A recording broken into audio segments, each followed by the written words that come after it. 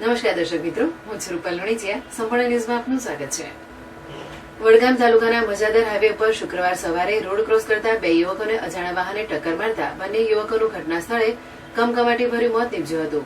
આ ઘટનાને લઈ લોકોના ટોળેટોળા ઘટના સ્થળે ઉમટી પડ્યા હતા, જ્યારે છાપી પોલીસ તાત્કાલિક ઘટના સ્થળે પહોંચી તપાસ હાથ ધરી હતી.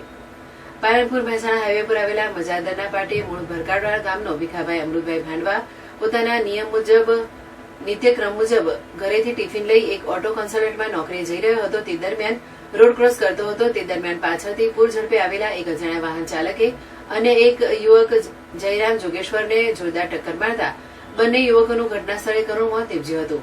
આ ઘટનાની જાણ થતાં છાપી પોલીસના એએસઆઈ ઉદયસિંહ સહિતનો સ્ટાફ તાત્કાલિક ઘટના સ્થળે પહોંચી સઘન તપાસ હાથ ધરી હતી. બંનેના મૃતદેહને પોસ્ટમોર્ટમ માટે વડગામ સિવિલમાં લઈ ગયા હતા, જ્યારે પોલીસે અકસ્માત સર્જી ફરાર થયેલા વાહનનું પગેરું મેળવવા આસપાસની હોટલો તેમજ વિવિધ એકમોના સીસીટીવી ફૂટેજ મેળવવાની તજવીજ હાથ ધરી હતી. મજાદર હાઈવે ઉપર બે યુવકોના અકાળે જીવનથી બુઝાતા પરિવાર સહિત પંથકમાં અરેરાટી વ્યાપી ગઈ હતી.